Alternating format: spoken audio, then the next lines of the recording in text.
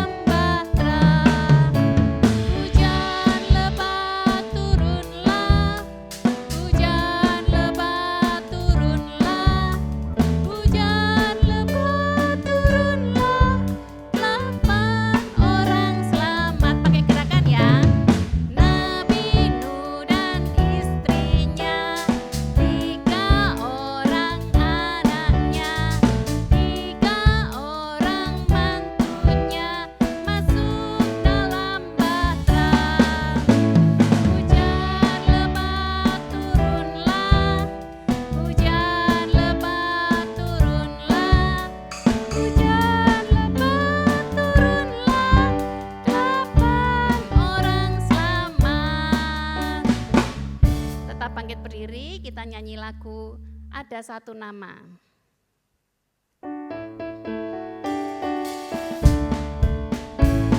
Ada satu nama, nama yang sangat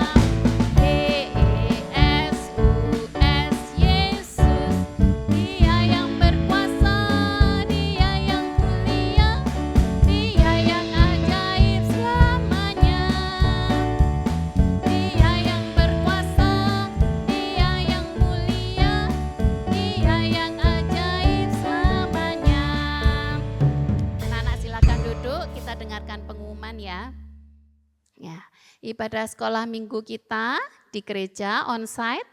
Untuk Surabaya jam 9:15, Medan jam 9:15, Malang jam 10, Jakarta jam 4 sore. Nah, untuk kebaktian persekutuan tubuh Kristus kita, anak-anak juga bisa hadir dan melayani Tuhan pada tanggal 26 dan 27 yang akan datang. Kemudian saat sekolah minggu, setiap kali beribadah, anak-anak berpakaian yang rapi. Jangan lupa disiapkan Alkitab dan alat tulis untuk yang sudah bisa membaca dan menulis. Ringkasan firman Tuhan, link YouTube, tugas dan kegiatan sekolah minggu bisa dilihat di Google Classroom dengan kode kelas KZYIYNP. Ya, yuk kita sekarang bangkit berdiri. Kita mau mempersiapkan hati kita untuk mendengarkan firman Tuhan. Anak-anak bangkit berdiri, kita nyanyi lagu Roh Kudus yang manis.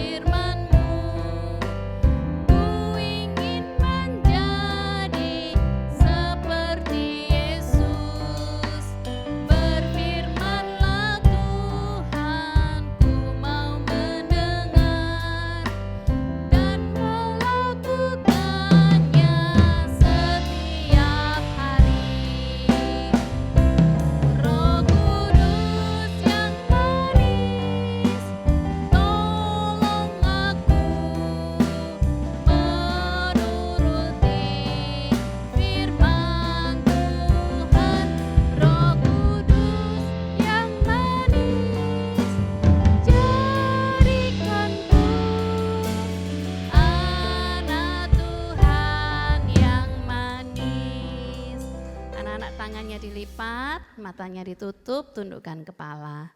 Terima kasih Tuhan, kami sudah memuji Tuhan. Terimalah persembahan kami. Kini tiba bagi kami untuk mendengarkan firman Tuhan. Urapi mata kami, telinga kami, pikiran kami, hati kami untuk bisa mendengar firman Tuhan sampai kami bisa melakukannya. Kuasa iblis yang mau mengambil benih firman Tuhan, kami mau usirkan di dalam nama Tuhan Yesus Kristus. Hai iblis, keluar engkau. Darah Yesus yang berkuasa. Kami siap mendengarkan firman Tuhan di dalam nama Tuhan Yesus Kristus. Haleluya. Amin. Anak-anak silakan duduk kembali. Selamat mendengarkan firman Tuhan. Nah, tepat hari ini anak-anak kita memperingati hari Pentakosta, ya, hari pencurahan Roh Kudus. Nah, sore hari ini Tante ingin bercerita tentang Roh Kudus yang manis, seperti lagu yang kita nyanyikan tadi, ya. Nah, pertanyaan pertama, ya, Siapa yang bisa memberikan Roh Kudus ya? Namanya saja Roh Kudus. Kudus itu artinya apa? Suci, tidak berbuat dosa, tidak berkata dosa. Itu baru namanya suci atau kudus. Jadi orang yang bisa memberikan Roh Kudus adalah orang yang tidak pernah berbuat dosa, tidak pernah berkata dosa. Siapa dia? Namanya Yesus. Coba anak-anak eja. Y-E-S-U-S. Yesus. Nah, hanya Yesus satu-satunya yang bisa memberikan Roh Kudus buat tante dan anak-anak. Ya. Nah, ada ceritanya kenapa kok hanya Yesus yang bisa memberikan Roh Kudus. Ya. Ayo kita simak ceritanya. Jadi sebenarnya anak-anak, Yesus itu adalah yang empunya kerajaan surga ya. Dia kaya, dia berkuasa. Tapi bisa mencurahkan Roh Kudus buat tante dan anak-anak. Ya, dia harus rela turun ke dunia, lahir sebagai bayi ya, lewat Ibu Maria ya. Nah, tapi lahirnya Yesus ini dia lahir di kandang yang hina. Tante kira anak-anak di sini tidak ada ya yang lahir di kandang ya. Nah, Yesus yang kaya, berkuasa, punya surga, tapi rela turun ke dunia, lahir sebagai bayi Yesus ya. Lahirnya di kandang. Kita peringati sebagai hari Natal ya. Kita peringati setiap tanggal berapa? 25 Desember. Nah, setelah lahir jadi bayi, kemudian dibesarkan oleh ayah ibunya, ketika besar dia harus rela berkorban lagi. Rela berkorban nyawa dengan mati di kayu salib. Nah itu gambarnya ya. Rela mati di kayu salib untuk apa? Untuk menebus dosa tante dan anak-anak. Ya, kita peringati sebagai hari Jumat Agung ya. Nah kemudian setelah Yesus disalib 3 hari, hari ketiga Yesus bangkit. Nah Yesus bangkit. Ya, setelah bangkit 40 hari, hari ke-40 Yesus naik ke surga. Tadi waktu Yesus bangkit kita peringati sebagai hari Paskah ya. Nah kemudian hari ke-40 Yesus naik, terangkat ke surga. Yang baru saja kita peringati tanggal 14 Mei kemarin ya. Hari Kamis tanggal merah, anak-anak libur sekolah, tapi datang ke gereja untuk memperingati hari kenaikan Tuhan Yesus. Nah, setelah Yesus naik ke surga, Tuhan janji mencurahkan Roh Kudus. Nah, tepat hari ini ya, tanggal 24 Mei, kita memperingati sebagai hari pencurahan Roh Kudus. Roh Kudus dicurahkan untuk tante dan anak-anak ya. Nah, kemudian pertanyaan berikutnya, mengapa kita butuh Roh Kudus? Ya, kita baca dulu ayatnya ya, Roma 3 ayat 23. Nah, karena semua orang telah berbuat dosa dan telah kehilangan kemuliaan Allah. Nah, siapa yang sudah berbuat dosa? Semua orang, termasuk anak kecil, mulai dari anak kecil, kaum muda, dewasa sampai tua sudah berbuat dosa. Nah, masa anak kecil juga berbuat dosa, tante? Buktinya ketika zaman Nuh ya, ketika zaman Nuh air bah melanda, berapa orang yang selamat, yang bisa masuk ke dalam bahtera? Hanya 8 orang. Siapa 8 orang itu? Nuh dan istrinya, kemudian 3 orang anaknya, 3 orang menantunya. Berarti semua sudah menikah ya? Ada anak kecilnya? Gak ada. Nah itu awasan buat tante sebagai orang tua, sebagai guru sekolah minggu, dan juga awasan buat anak-anak. Supaya kita makin sungguh-sungguh dalam beribadah. Sekalipun kita beribadah online sore hari ini ya, anak-anak harus tetap sungguh-sungguh. Ya, supaya nanti kita bisa selamat ya. Nah, kemudian apa tugas Roh Kudus? Nah, tugas Roh Kudus ini sebagai roh penolong gitu ya. Seperti lagu tadi, Roh Kudus yang manis tolong aku. Nah, Roh Kudus ini bekerja sebagai roh penolong. Menolong kita untuk tidak berbuat dosa, tidak berkata dosa. Jika hidup kita ini diumpamakan seperti mobil, ya, Roh Kudus itu jadi remnya. Kita lihat gambarnya itu ya. Kalau mobil mau menabrak sesuatu, pengemudinya menginjak rem. Nah, kalau direm mobilnya tidak jadi nabrak ya. Sehingga pengemudinya, penumpangnya semua selamat. Begitu juga dengan kehidupan kita anak-anak. Kita membutuhkan Roh Kudus ya kan? Untuk menjadi rem ya, supaya kita tidak berbuat dosa, tidak berkata dosa ya. Sekarang berikutnya, di mana tempat tinggal Roh Kudus? Nah, anak-anak ada yang bisa jawab enggak? Di mana tempat tinggalnya Roh Kudus? Nah, Roh Kudus itu tinggal di dalam hati kita, tinggal di hati kita ya, itu ada gambarnya ya. Nah, tinggal di dalam hati kita. Jadi kemanapun kita pergi, ya, kemanapun kita pergi, Roh Kudus ikut. Nah, Roh Kudus ikut. Nah, ada di sini kira-kira yang kalau anak-anak pergi sekolah, hatinya ditaruh di rumah, jantung hatinya ditaruh di rumah, enggak ada ya. Dia kemanapun anak-anak pergi, ke sekolah, ke gereja, bermain dengan teman, selalu ikut kemanapun kita pergi ya. Nah, bagaimana caranya Roh Kudus itu kerja? Kalau tadi mobil ada remnya ya, bunyinya gimana? Cit gitu ya, kalau mau ngerem tapi mendadak itu sampai bunyi cit gitu ya. Nah kalau Roh Kudus ikut kemanapun kita pergi, bagaimana kasih bunyinya ya? Nah setiap anak-anak mau berbuat dosa, ayo slide berikutnya. Kalau anak-anak mau berbuat dosa, misalnya mau berbohong, mau mencontek di kelas gitu ya, hati kita gimana? Deg-degan, nah itu ya, deg-degan, takut gitu ya. Nah itu salah satu pekerjaan Roh Kudus untuk mengingatkan kita. Jadi kalau misalnya mau berbohong sama papa mamanya, hati kita sudah duduk gitu bunyinya ya. Duduk, jantung kita berdetak lebih cepat. Oh, ternyata kalau aku bohong itu nanti aku dosa loh gitu. Nanti kalau ketahuan mama, aku dimarahin loh gitu ya. Sehingga anak-anak tidak jadi berbohong.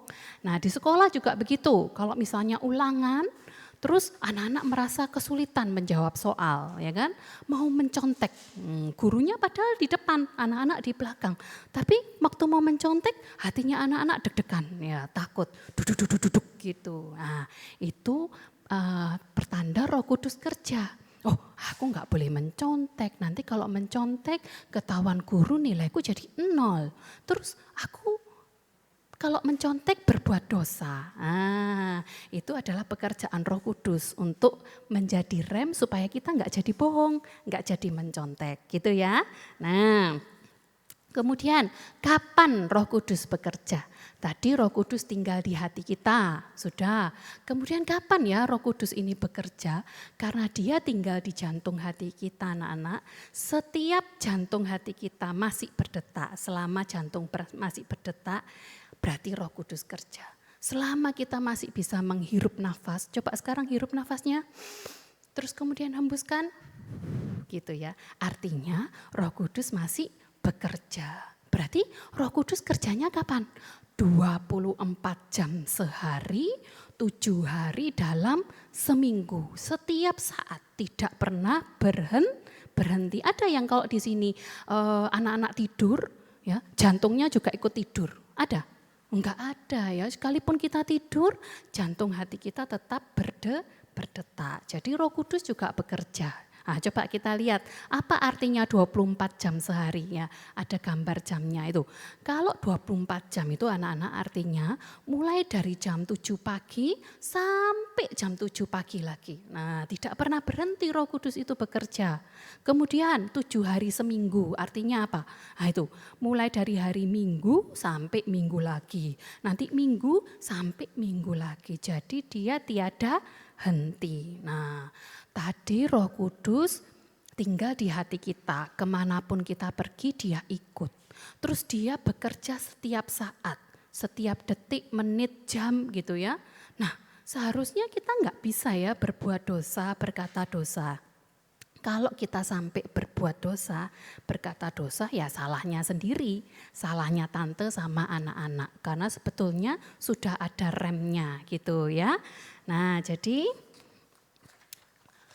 Roh Kudus itu bekerja setiap waktu. Nah, kita mulai harus bisa bertanggung jawab ya anak-anak ya, dengan keselamatan kita masing-masing. Tadi kalau mobil nggak jadi nabrak, penumpangnya, pengemudinya selamat. Nah, kalau Roh Kudus bekerja, kita nggak jadi berbuat dosa, berkata dosa, kita juga selamat. Jadi ada harapan bisa masuk surga ya. Nah, kemudian anak-anak, Roh Kudus ini tadi kan tante bilang tinggal di dalam jantung hati kita. Nah, coba kita lihat slide berikutnya ya. Tadi di ayat awal, anak-anak masih ingat ya di Roma 3 ayat 23 tadi, bahwa semua orang sudah berbuat dosa. Nah, dosa ini disimpan di dalam hati. Jadi hati ini adalah gudangnya dosa, tempat menyimpan dosa. Nah, dosa itu diumpamakan seperti sampah rohani gitu ya. Coba anak-anak lihat di gambar itu ya. Tamannya sudah bagus, pohon tanamannya bagus. Tapi sayangnya di situ ada sampah menumpuk sampai dihinggapi lalat. Nah, berarti baunya sudah gimana? Busuk ya, baunya enggak enak. Kira-kira anak-anak betah enggak tinggal atau pergi ke taman yang seperti itu? Yang bagus tapi banyak sampahnya, baunya busuk. Enggak mungkin betah. Anak-anak bilang, aduh pulang aja mah, pulang aja pak, di sini baunya busuk. Nah, begitu juga dengan Roh Kudus. Kalau hati kita banyak menyimpan dosa, banyak menyimpan sampah yang rohani, Roh Kudus enggak betah tinggal di situ. Yang betah siapa? Roh setan. Nah, ada yang mau ditinggali oleh roh setan? Enggak ada yang mau. Nah, karena sebenarnya hati kita ini kotor karena dipenuhi dosa, makanya hatinya harus dibersihkan dulu supaya Roh Kudus betah tinggal di situ ya. Lalu bagaimana caranya membersihkan hati kita? Yuk kita baca dulu ayatnya. Di Yohanes 15 ayat 3. Kamu memang sudah bersih karena firman yang telah kukatakan kepadamu. Di situ anak-anak lihat ya. Kukatakan, K-nya huruf apa? Huruf besar, artinya Yesus yang mengatakan. Loh sekarang kan Tante Silvi yang ngomong, yang mengatakan kan Tante Silvi. Tante Silvi hanya seperti mic-nya. Nah ini seperti di depannya Tante Silvi ini ada mic-nya. Nah Tante Silvi sebagai mic-nya, Tuhan yang ngomong, Tuhan yang mengatakannya. Jadi anak-anak, kita lihat slide berikutnya. Nah, hati kita ini bisa dibersihkan lewat pekerjaan firman Tuhan. Nah, itu ya kalau sampah yang jasmani ya seperti itu, ada sampah daun-daun, kemudian sampah makanan, dibersihkannya pakai apa? Pakai sapu ya, itu ada pekerja yang membersihkan sampah, mengumpulkan sampah pakai sapu. Nah, kalau hati kita dibersihkan dari sampah dosa pakai apa? Sapu firman Tuhan. Nah bagaimana ya firman Tuhan ini bisa membersihkan hati kita? Nah mulai dari cara mendengar. Harus memperhatikan cara mendengar firman. Karena firman itu sebelum ada di hati kita, sebelum membersihkan hati kita, dia masuk lewat lubang kecil di telinga ini ya. Nah, masuk lewat lubang telinga. Jadi perhatikan telinganya harus fokus, mendengar sungguh-sungguh. Matanya juga fokus, memperhatikan om tante yang bertugas gitu ya. Supaya ketika firman ini masuk, kita bisa mengerti firman ada di pikiran. Jadi pikiran kita juga dibersihkan oleh firman. Kemudian baru dia bisa membersihkan hati kita dari sampah dosa. Misalnya sampah apa yang ada di dalam hati biasanya? Jengkel, marah, iri gitu ya. Nah itu dibersihkan semua sehingga hati yang kotor tadi bisa bersih. Nah berikutnya, Kalau hati sudah bersih, ya kan, Roh Kudus betah tinggal di situ, ya. Sama seperti kita ya, kalau rumah kita bersih, kemudian kita pergi ke taman-tamannya bersih, kita betah tinggal di situ. Sama halnya dengan Roh Kudus. Jadi kalau firman sudah membersihkan, hati kita jadi bersih, jadi suci, Roh Kudus betah tinggal di situ. Kemudian kalau sudah tinggal di situ, tinggal di hati kita, dia bekerja. Jadi rem yang pakem. Pakem itu apa? Berfungsi dengan baik. Sehingga kita tidak berbuat dosa, tidak berkata dosa. Nah itu dari 3 gambar itu. Menurut anak-anak, hati yang bagaimana? Yang mana? Yang betah ditinggali Roh Kudus? Yang sebelah kiri, yang tengah, atau yang kanan? Yang kiri. Coba kita cek, benar enggak itu? Roh Kudus betah tinggal di hati yang paling kiri. Kenapa kok dia betah tinggal di situ tuh? Ya, dia berseri. Hati yang bersih itu hati yang damai sejahtera. Kalau hati kita damai, muka kita berseri ya, suka tertawa, suka tersenyum gitu ya. Bukan seperti yang tengah itu suka manyun gitu ya, lihat bibirnya itu manyun kayak gitu. Terus bukan anak-anak yang suka menangis, enggak diturutin papa mamanya, nangis ya kan. Sedikit-sedikit nangis. Nah, Roh Kudus enggak suka tinggal di hati yang seperti itu ya. Jadi hati yang damai sejahtera, hati yang sudah bersih dari sampah dosa. Nah, kalau hati bersih, Roh Kudus betah tinggal di situ, dia bekerja sebagai rem, ada hasilnya. Hasilnya apa? Kita menjadi anak-anak yang manis. Nah, dari gambar pohon itu anak-anak ya, bagian pohon yang mana yang rasanya manis? Yang manis batangnya, daunnya atau buahnya? Buahnya. Jadi kalau anak-anak mempunyai hati yang bersih, Roh Kudus ada di dalam hatinya anak-anak menjadi anak-anak yang manis. Seperti lagu tadi ya, Roh Kudus yang manis, jadikanku anak Tuhan yang manis. Manis dalam apa saja? Dalam perkataan dan dalam perbuatan. Perkataan yang manis. Buah perkataan yang manis itu yang seperti apa? Yang jujur gitu ya. Kemudian kalau bicara yang sopan, yang baik ya, tidak bentak-bentak, tidak teriak-teriak, tidak bicara yang kotor ya. Kemudian kalau buah perbuatan yang manis, yang bagaimana? Yang taat sama papa mamanya ya.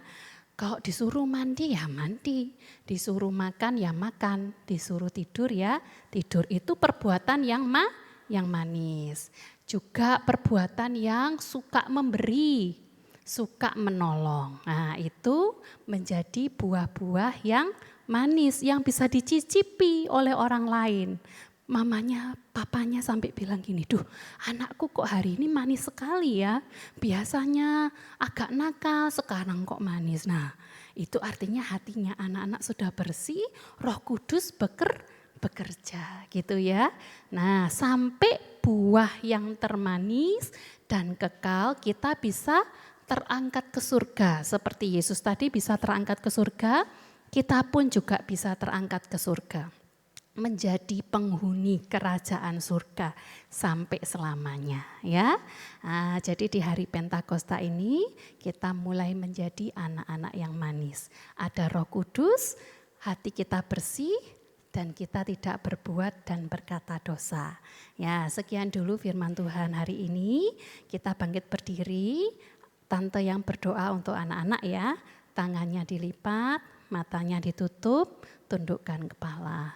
Terima kasih Tuhan atas kemurahan-Mu kami bisa mendengarkan firman Tuhan.